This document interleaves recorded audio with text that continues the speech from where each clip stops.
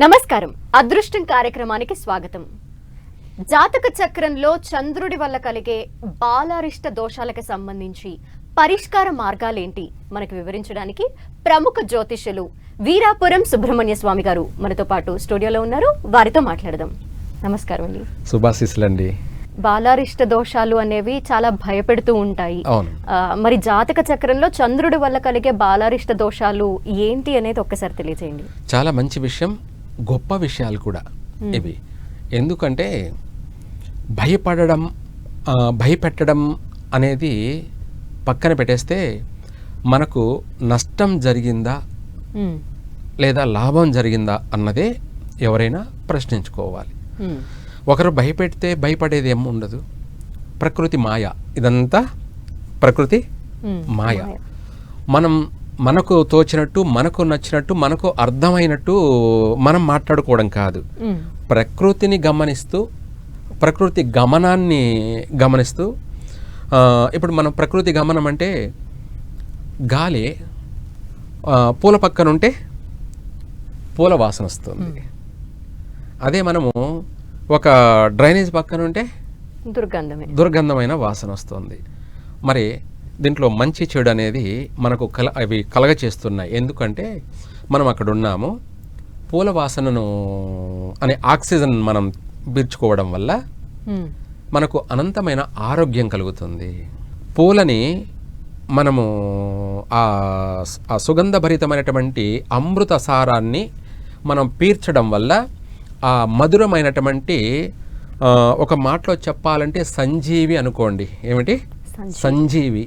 ఆ పూల నుంచి వచ్చేటువంటి ఆ సుగంధభరితమైనటువంటి పరిమళాన్ని మనం ఎప్పుడైతే స్వీకరిస్తుంటామో, ఆ గాలి మనం సర్వేంద్రియాలు అంటే మన బాడీలో ఉన్నటువంటి మూల అన్ని భాగాలకి గాలి వెళ్ళి అందులో ఉన్నటువంటి ఇన్ఫెక్షన్స్, గెడ్డలు, నీటి బుడగలు, వీటి అన్నిటిని కూడా క్యూర్ చేసుకుంటూ బయటికి కానీ, నోటి ద్వారా కానీ, ముక్కల ద్వారా కానీ, కంటి ద్వారా కానీ, కంటి నుంచి వచ్చే నీటి ద్వారా కానీ, లేదంటే మలమూత్రాల ద్వారా కానీ విసర్జింపబడుతుంది, డిలీట్ చేసేస్తుంది.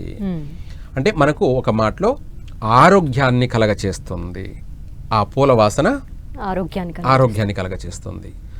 అలాగే మనం ఆ డ్రైనేజ్ పక్కన ఉండడం వల్ల దుర్గంధం అనే వాసన మనకు వస్తుంది. అది ప్రతి ఒక్కరికి అబ్బా అని అందరూ, తెలియనివాడు తెలిసినవాడు అనేం కాకుండా ప్రతి ఒక్కరు కూడా దాన్ని అసహించుకుంటారు. చూసావా? అది చెడు, అది చెడు, నెగటివ్. అంతే కదా. మంచి చెడు అనేది ప్రపంచంలో రెండే.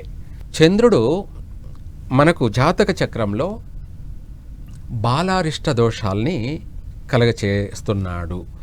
అది ఏ విధంగా కలగచేస్తున్నాడు, ఎందుకు కలగచేస్తున్నాడు అంటే, మనం పుట్టినటువంటి లగ్న ప్రకారంగా ఆయన ఉన్నటువంటి స్థానాన్ని బట్టి, అంటే మన జాతక చక్రంలో ఆయన ఉన్న స్థానాన్ని బట్టి, ఆయన సంచరించే విధానాన్ని బట్టి, ఆయన ఉన్నటువంటి స్థాయి డిగ్రీస్ అంటాం. డిగ్రీస్ అనగా మనకు ఉదయం సూర్యుడు 6 గంటలకు సూర్యుడే, 7 గంటలకు సూర్యుడే, 8 గంటకి వ్యత్యాసం మార్పు చెందుతూ ఉంటుంది. దాన్ని బట్టి మనకు వేడి, ఉష్ణత డిగ్రీస్ అనేది మారుతూ ఉంటుంది. అట్లాగే చంద్రకిరణాలు కూడా అంతే, సేమ్. సూర్యుడి ఎట్లాగో గంటకి మార్పు ఎలా చెందుతుందో, చంద్రుడు కూడా గంటకి అంతే వైబ్రేషన్ని, అంతే రేడియేషన్ని అంతే రిలీజ్ చేస్తాడు. అదే చండ కిరణాలు అని కూడా అంటారు. ఏంటి చండ కిరణాలు అంటే, నీకు ఇంకా అర్థం కావడానికి, సూర్యుడు మన వెలుగు మన పైన పడగానే చర్మం నల్లగా కమిలిపోతుంటుంది, చెట్లు వాడిపోతూ ఉంటాయి. చంద్రుడు వచ్చి రాత్రికి దానికి జీవం పోస్తాడు. ఆ చండ కిరణాలు అనేది మనకు అత్యంత యోగాన్ని కలగచేస్తాయి. పొయ్యే ప్రాణం కూడా మళ్ళీ ఊపిరి పోసుకుంటుంది. సాయంత్రానికి చెట్టు వాడిపోతుంది, పొద్దున్నే వెళ్ళి చూసామంటే అదే చెట్టు అందంగా ఫ్రెష్గా నిగనిగలాడుతూ అది ఎదుగుదలకి రెడీగా ఉంటుంది. పొద్దున పూట ఏ చెట్టు చూసినా, మనిషి కూడా పొద్దున పూట యాక్టివ్గా ఉంటాడు. ఏ పనైనా చేయడానికి బాగా ఇష్టంగా ఉంటాడు. అదే సాయంత్రం ఇంటికి పోగానే ఇంట్లో పని చేయమని చెప్పు, అసలు పిచ్చి కోపం వచ్చేస్తుంది.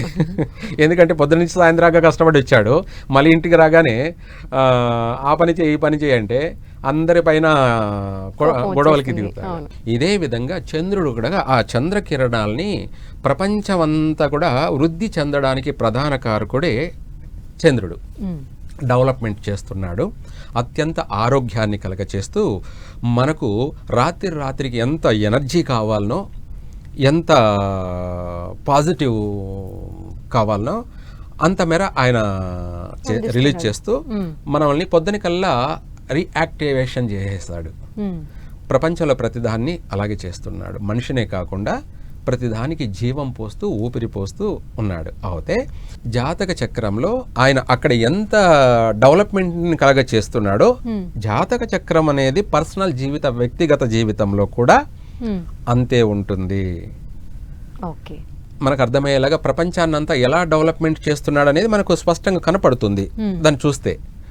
అదేవిధంగా మన జాతక చక్రంలో కూడా ఆయన ప్రధానం అంతే ఉంటుంది, ప్రాధాన్యత. ఇది ఏమిటంటే చంద్రుడు మన జాతక చక్రంలో లగ్నంలో చంద్రుడు ఉన్నాడు అనుకోండి, లేదు చంద్రుడితో రాహు కలిసి ఉన్నాడు అనుకోండి, లగ్నమే అంటే మనం పుట్టిన టైం. ఆ టైంలో చంద్రుడు ఉండి రాహు కానీ, లేదంటే శని కానీ, లేదా కేతువు కానీ, ఈ ముగ్గురిలో లేదా కుజుడు కానీ, ఈ నలుగురిలో ఏ ఒక్కరైనా సరే చంద్రుడితో కలిసి లగ్నంలో ఉన్నట్టయితే లగ్నాన్ని పీడిస్తున్నారు. ఆ లగ్నాన్ని పీడించడం వల్ల ఆ జాతకుడు ఏమవుతాడంటే బాల్యం నుంచి ఎదుగుదల అనేది అడుగడుగున ఆటంకాలే ఉంటారు. వాటినే గండాలు అంటారు. వాటినే దినదిన గండాలు. వీళ్ళు కలవడం వల్ల దాన్ని బాలారిష్ట దోషం అంటారు. అది లగ్నంలో కావచ్చు, లేకపోతే మాతృస్థానం 4వ ఇంట మాతృస్థానంలో కావచ్చు, లేదా పంచమ స్థానం, లేదంటే 6వ ఇంట ఆరోగ్య స్థానం, షష్టమ స్థానం, ఇలా 8వ ఇంట, 7వ ఇంట, 12వ ఇంట, ఇట్లా ఉన్న స్థానాన్ని బట్టి ఆయన ఒక్కడు ఉంటే దాని యొక్క పీడ ఎక్కువగా ఉండదు, స్వల్పంగా ఉంటుంది. ఆయనతో శత్రుగ్రహం అనగా రాహు కావచ్చు, కేతువు కావచ్చు, శని కావచ్చు, లేదా కుజుడు కావచ్చు, ఈ నలుగురిలో ఒక్కొక్కరు కలిస్తే ఒక్కొక్క వైబ్రేషన్ వస్తూ ఉంటుంది. ఆ వైబ్రేషన్ నెగిటివ్ వైబ్రేషన్ అవుతుంది అనమాట. బాలారిష్ట దోషం అనే దాంట్లో ప్రధానంగా చంద్రుడిని రాహువు పట్టి పీడిస్తున్నాడు అని అర్థం. చంద్రుడితో కలిసి ఉన్నాడు కాబట్టి చంద్రుడిని పట్టి పీడిస్తున్నాడు. ఇది మనకు ఇంకా అర్థం కావడానికి ఒక గ్రహణం అంటాం. చంద్రుడిని రాహు మింగుతున్నాడు అనుకోండి, దాన్ని చంద్రగ్రహణం అంటాం. అదే ఆ జాతకునికి లగ్నంలోనే చంద్రుడు ఉండి చంద్రుడితో రాహు కలిసి ఉంటే ఇంకెంత పెద్ద గ్రహణమో అది ఒక్కసారి దాన్ని మనం ఆలోచిస్తే భయాన్ని కలగజేస్తుంది. భయాన్ని మనం చూస్తున్నాం కదా కళ్ళతోటి, గ్రహణ ప్రభావం. ఈ గ్రహణంలో ఇది చేయొచ్చు, ఇది చేయకూడదు, ఎక్కువగా నష్టాలు, కష్టాలు, సమస్యలే ఉంటాయి అని చెప్పేసి మనం చెప్తూ ఉంటాం. అలా ప్రపంచం అంతటికి యూనివర్సల్గానే అంత సమస్య ఉన్నప్పుడు ఒక వ్యక్తిగత మనిషి జీవితంలో ఈ చంద్రుడు రాహు కలిసి ఉంటే ఇంకెంత పెద్ద నష్టం జరుగుతుంది అంటే ఏకంగా ప్రాణ నష్టమే జరుగుతుంది. అంటే పుట్టిన బిడ్డ మళ్ళీ మరణించడం జరిగే అవకాశం ఉంది. ఆ పుట్టిన పిల్లలు, చిన్నపిల్లలు నెల కావచ్చు, పుట్టిన మరుస రోజే కావచ్చు, నెల కావచ్చు, 3 నెలలకు 6 నెలలకు, దాన్నే బాలారిష్ట దోషం అంటారు.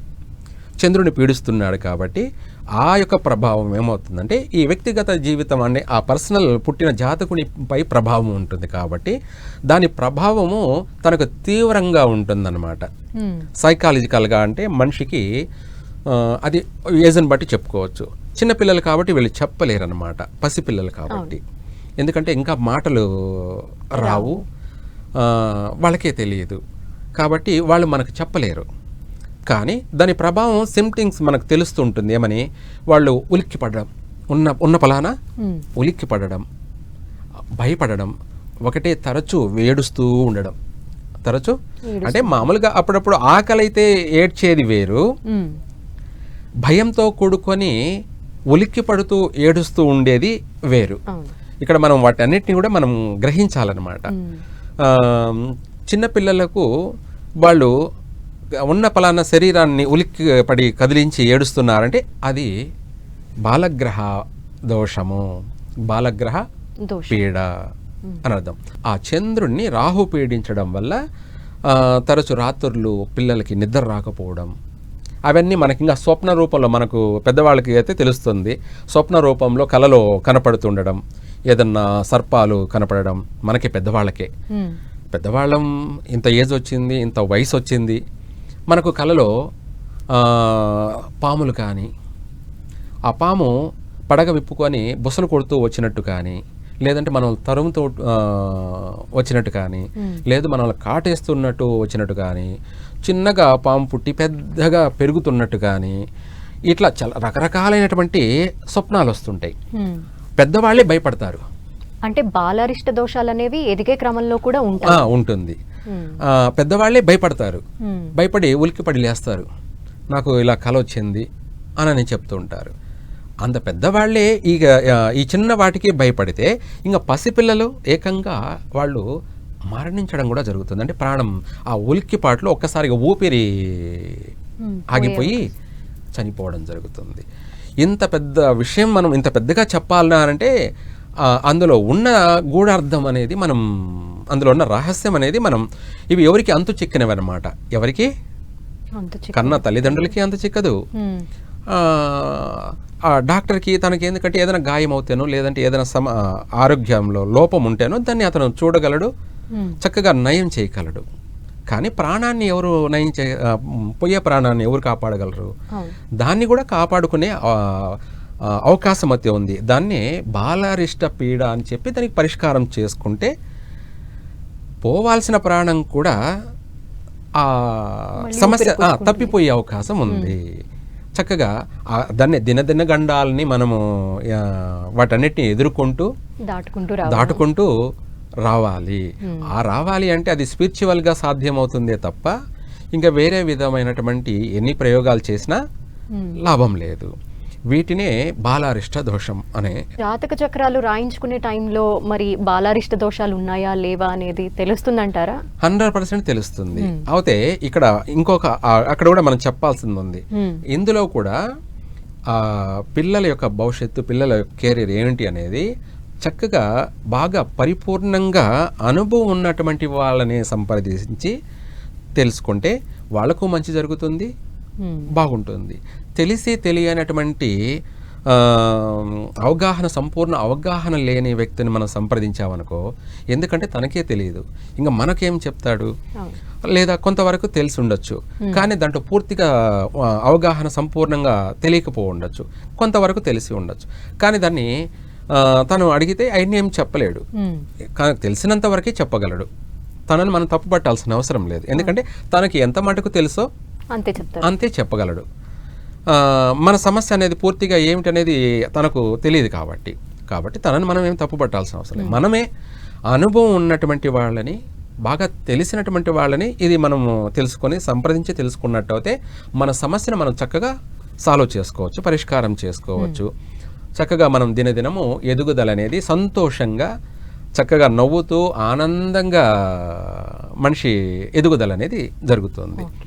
అయితే ఈ లగ్నం అనేది మనం ఇందాక చెప్పుకున్నట్టుగా లగ్నంలోనే ఉంటేనా అనేది ఏం లేదు, లగ్నంలో ఉన్నా లేదు. అదే 4వ ఇంట చంద్రుడు రాహు కలిసి ఉంటే తల్లికి దోషం, బిడ్డకు దోషమే, తల్లికి కూడా దోషమే. దాన్నే మాత్రారిష్ట దోషం. పుట్టిన బిడ్డ వల్ల తల్లి అనారోగ్య పాలవుతుంది. చూసావా? దాన్ని బిడ్డొచ్చిన వేళ గొడ్డొచ్చిన వేళ. ఆ పుట్టిన బిడ్డ వల్ల తల్లికి నష్టం జరిగే అవకాశం ఉంది. ఇంకా చెప్పాలంటే తల్లి కూడా మరణించి ఆ పుట్టిన బిడ్డకి మారు తల్లి వచ్చే అవకాశం ఉంది, అంటే రెండో తల్లి, అంటే తన తండ్రికి రెండో భార్య. ఇవి చాలా ఉన్నాయి జరిగినటివే. ఇవన్నీ మనము రీసెర్చ్ చేసుకుంటే ఎంతో మంది కనపడుతూ ఉంటారు, రెండో వివాహం ఆ పుట్టిన పిల్లల వల్ల. ఇలా తల్లికి దోషం, ఆ బాలారిష్ట దోషం అనేది మాత్రారిష్ట దోషం, తల్లికి గండం. అవన్నిటిగా మనం అందరూ గ్రహించలేరు వీటన్నిటిని. అనుభవం ఉన్నవాళ్ళు, తెలిసిన వాళ్ళు వీటి చక్కగా తెలుసుకొని చెప్తూ ఉంటారు. అలాగనేసి అందరూ తెలిసిన వాళ్ళు ఉన్నారా అంటే అందరూ తెలిసిన వాళ్ళు లేరు. అలాగనేసి ఎవరు తెలిసిన వాళ్ళు లేరా అంటే చాలామంది తెలిసిన వాళ్ళు ఉన్నారు. మనం తెలుసుకునేది కరెక్ట్ ఉండాలి. తర్వాత ఇదే కాకుండా తండ్రే కాకుండా ఆ పుట్టినటువంటి ఆ బిడ్డ జాతక చక్ర లగ్న ప్రకారంగా 6వ ఇంట చంద్రుడు రాహు కలిసి ఉంటే వాళ్లకు ఊపిరితిత్తులకు సంబంధించి అంటే ఆక్సిజన్ దమ్ అంటాం కదా, మనం గాలిని శ్వాసను పీల్చుకొని మళ్ళీ శ్వాసను వదలలేం, తీసుకోవడం కూడా కష్టంగా ఉంటుందన్నమాట. ఊపిరి తీసుకోవడానికి చేత కాదు, మళ్ళీ దాన్ని వదలడము చేత కాదు, అలా క్లిష్టంగా ఉంటుందన్నమాట. ఆస్తమా అంటారు, ఇంకా ఏంటంటే స్వైన్ ఫ్లూ, ఏయో రకరకాలైన పేర్లతో మనం ఇంగ్లీష్లో పిలుస్తూ ఉంటాం అన్నమాట. ఊపిరితిత్తులు చెడిపోతూ ఉంటాయి. వాటికి ఆపరేషన్ జరిగే సమస్యలు ఆపరేషన్ జరిగే తీరుతాయి. మనం వాటిని శ్రద్ధగా గ్రహించకపోతే ఒక్కసారిగా ఊపిరి ఆగిపోవడాలు, దానివల్ల ప్రాణం పోవడము అనేది జరుగుతుంటుంది. మనం గ్రహించుకొని కాస్త హాస్పిటల్కి వెళ్ళి మనం చూపించుకున్నామంటే అది కాస్త కొంతవరకు నయం చేసుకునే అవకాశము ఉంది. లేదంటే ఇంకా కూడా ఆపరేషన్లు జరిగి తీరాల్సిందే ఉంటుంది. అది వయసుకు పరిమితం లేదు, చిన్నప్పుడైనా జరగచ్చు, లేదంటే ఒక ఏజ్ వచ్చిన తర్వాత అయినా జరగచ్చు, కానీ జరిగే తీరుతాయి. అవి జరగకుండా కూడా మనము ముందే రెమెడీ చేసుకోవచ్చు. అలా నష్టాలు జరగకుండా కూడా రెమెడీ చేసుకోవచ్చు. ఆ 6వ స్థానంలో చంద్రుడు రాహు కలిసి ఉంటే ఊపిరితిత్తులకు సంబంధించి మన అనేకమైనటువంటి కోళ్ళు, తరచూ వాళ్ళకి ఎప్పుడు జలుబు చేస్తూ ఉంటుంది. జలుబు చేసిందంటే ఇంకా మామూలుగా వదిలిపెట్టదు, వాళ్ళని పీడిస్తూనే ఉంటుంది. ఈ సమస్య పడుతున్న వాళ్ళకి మాత్రమే అర్థమవుతుంది, ఈ చూసి అందరికీ అర్థం కాదు. ఇది ఎవరైనా దెబ్బ తగిలినప్పుడే దాని విలువ అనేది ఏమిటనేది అర్థమవుతుంది, తెలుస్తుంది. మిగతా వాళ్ళకి మనం చెప్పేదంతా ఒక ఏదో పేక్ లావ్ అనిపిస్తుంది అనమాట. వాళ్ళకి ఆ సమస్య ఎదురైనప్పుడు అప్పుడు అవును నేను చెప్పింది కరెక్టే కదా అని చెప్పేసి అప్పుడు అర్థం చేసుకుంటూ ఉంటారు. సరే, అది వేరే విషయం. 6 అది అయిపోయిన తర్వాత మళ్ళీ మనకు 7వ ఇంట అదే చంద్రుడు రాహు కలిసి ఉంటే వాళ్ళ మనసును బట్టి పీడిస్తూ ఉంటాడు, పీడిస్తూ ఉంటాడు. దాన్ని ఓం చంద్ర అరిష్టేత్ సంప్రాప్తి చంద్ర పూజాంచకారయేత్ చంద్ర ధ్యానం ప్రవక్ష్యామి మనః పీడోపశాంతి. అంటే మనః అంటే మనసును బట్టి పీడిస్తూ ఉంటాడు. ఏమిటంటే మనిషి ఎప్పుడు ఒకలా ఉండడనమాట. ఎప్పుడు ఎలా మారుతూ ఉంటాడో, ఎప్పుడు ఏ విధంగా ప్రవర్తిస్తుంటాడో, ఎప్పుడు ఏం చేస్తాడో ఆ మనిషికే కంట్రోల్లో ఉండడనమాట. ఏం చేశాడనేది కూడా తనకే తెలియదు. చేసేసిన తర్వాత మళ్ళీ ఆలోచన చేస్తాడు, అరే నేను ఎందుకు చేశాను ఈ పని, నాకే తెలియకుండా చేసేసాను అని చెప్పేసి మళ్ళీ ఆ విధంగా కూడా మనసు పాడు చేసుకుంటూ ఉంటాడనమాట. అలా తెలియకుండా జరిగిపోయిందని కూడా దాని అర్థమవుతూ ఉంటుంది. మనిషి ఎక్కువగా ఆలోచించడము, థింకింగ్ ఎక్కువగా ఉండడం, అనుమానాలు ఎక్కువ. ఏమిటి అనుమానాలు? ఇది చెప్పాలంటే సంసార జీవితాన్నే దెబ్బ కొట్టేస్తుంది, నాశనం చేసేస్తుంది సంసారాన్ని. ఎలా అంటే ఆ 7వ ఇంట ఈ రాహు చంద్రుడు కలిసి ఉండడం వల్ల అది బిగ్ స్టేజ్కి వెళ్ళిపోతుంది. ఏది పిచ్చి, అనుమానం. తల్లిపైన అనుమానించే అవకాశం ఉంటుంది, చెల్లిపైన అనుమానించే అవకాశం ఉంది, దీనికి మించి భార్యను కూడా అనుమానించే అవకాశం. వాడికి ఇంక 24 గంటలు ఇదే అనుమానం. ఆ అనుమానంతో భార్యను ఫ్రై చేసుకుంటుంటాడు, డీప్ ఫ్రై. గురుగారు, మరి ఈ దోషాన్ని పరిష్కరించుకునే మార్గం ఏదైనా ఉందా? ఏదైనా మంత్రం ద్వారా బయటపడచ్చు అంటారా? ఇందాక మనం చెప్పుకున్న మంత్రమే. అది కాకుండా చాలా పరిష్కార మార్గాలు అనేటివి ఉన్నాయి. మనం ఆ పరిష్కార మార్గాలన్నీ చెప్తే కూడా ఈయన మనల్ని భయపెడుతున్నాడు, ఏదో డబ్బుల కోసం వీళ్ళు వ్యాపారం చేస్తున్నారనే విధంగా కూడా టాపిక్స్ వస్తుంటాయి. అందుకనేసి కాస్త వాటికి రెమెడీ కొంతవరకు వాళ్ళు ఫ్రీగా చేసుకునే రెమెడీ చెప్పడమే. దీన్ని మనం హోమం చేయండి ఇలా అన్నామనుకో, వేశాడయ్యా మనవాడు అంటారు అనమాట. సరే, ఏది ఏమైనా నేను వేసినా వేయకపోయినా పడేది వాళ్ళ వ్యక్తిగత జీవితమే, వాళ్ళ జీవితం వాళ్ళు చూసుకోవాలి అనేది పక్కన పెట్టేస్తే చిన్న రెమెడీలు అనేది ప్రతిదానికి చిన్న రెమెడీ జాగ్రత్తతోనే పాటించవచ్చు. మనం నా దాకా వచ్చి కలవాల్సిన అవసరం కూడా లేదు. ఇందాక చెప్పా, మనకు లగ్నంలో కానీ లేదంటే 3వ ఇంట 6వ ఇంట చంద్రుడు రాహు కలిసి ఉన్నాడంటే సమస్యలు, ఆరోగ్య సమస్యలు వస్తున్నాయి. దానికి ఏమిటి రెమెడీ అంటే ప్రతిదానికి చిన్న విషయానికి కూడా హాస్పిటల్కి పోవాల్సిన అవసరం లేదు. మేజర్గా మన చేత కాదు, మనకు చేయి దాటిపోయింది అన్నప్పుడు మనం హాస్పిటల్కి వెళ్ళొచ్చు, లేదంటే గురువు గారిని సంప్రదించవచ్చు. దానికి రెమెడీ ఏమిటంటే చక్కగా సాయంత్రం పనుకునేటప్పుడు గోరువెచ్చగా నీళ్లు తాగి పనుకున్నారంటే ఆ రాత్రి అంతా కూడా క్యూర్ అయిపోతుంది, అందులో ఉన్న క్రిములు నశించిపోతాయి.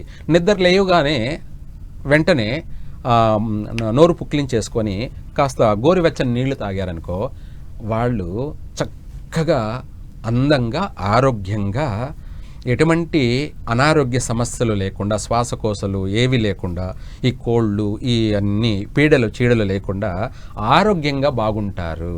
ఈ చిన్న రెమెడీ ప్రతి ఒక్కరూ చేసుకోవచ్చు. అది చాలా అద్భుతమైనటువంటి రెమెడీ. మనము ఒత్తి సలహా ఇచ్చామనుకో అది పెద్దగా వాళ్లకు ఇంపాక్ట్ కాదు. డబ్బులు ఖర్చు పెడితేనే కొంతమందికి చాలా నేను డబ్బు ఖర్చు పెట్టేశాను చేశాను రెమెడీ అని కూడా వాళ్ళకు ఒక ఫీల్ సాటిస్ఫై అవుతుంటారు. ఇలాంటివి 7వ ఇంట చంద్రుడు రాహు కలిసి ఉంటే సంసారాలన్నీ నాశనమే, ఇంకా అది చెప్పాల్సిన అవసరం లేదు. వాడు తల్లిని చెల్లిని భార్యనే కాదు చుట్టుపక్కల వాళ్ళందరినీ కూడా ఎవరిని మనశ్శాంతిగా ఉంచనీయడు అనమాట. వాడు మనశ్శాంతిగా ఉండడు, అది ఆడవాళ్ళైనా సరే మగవాళ్ళైనా సరే. ఇంత భయానకంగా ఉంటుంటాయి అన్నమాట. వీటి గురించి మనం చెప్పడానికి సమయం అనేది అందుకేదైనా చిన్న పరిహారం కంపల్సరిగా రెమెడీ అనేది శాంతి చేసుకోవాల్సింది. 7వ ఇంట రాహువు చంద్రుడు కలిసి ఉంటే సంసార జీవితం నష్టపోతారు కాబట్టి ఆ నష్టపోకుండా ఉండడానికి వశీకరణ ముత్యం అని చెప్పేసి, అంటే వారుణి ముత్యము, వశీకరణ ముత్యము, మంచి ముత్యము, నీల ముత్యము, ఎదురు ముత్యము, గోధుమ ముత్యము అని చెప్పేసి చాలా రకాలుగా ఉంటాయి. ఆ ముత్యాన్ని ధరించడం వల్ల ఎప్పటికీ మనసు కంట్రోల్ అవుతుంది, మనసు కంట్రోల్లో ఉంటుంది. చక్కగా మంచి ఏది చెడు ఏదని తను గ్రహించి నడుచుకోవడం, ఆచరించడం అనేది జరుగుతుంది. ఇది రెమెడీ. ఇంకా దానికి మించి అంటే హోమం ఆ చంద్రునికి సంబంధించి, చంద్రుడి రాహువుకి సంబంధించి దాని బాలారిష్ట దోషమే అంటారు, పుట్టుకతో వచ్చింది కాబట్టి దానికి రెమెడీ హోమం చేసినట్టయితే చాలా మంచి ఫలితాలను ఇస్తుంది. ధన్యవాదాలు గురుగారు. బాలారిష్ట దోషాలకు సంబంధించి ఎట్లా ఉంటాయి, వాటి ప్రభావం ఎలా ఉంటుంది, ఎలా బయటపడచ్చు వాటి నుండి అని కూడా తెలియజేశారు. ధన్యవాదాలు. నమస్తే. సర్వే జన సుఖినో భవంతు.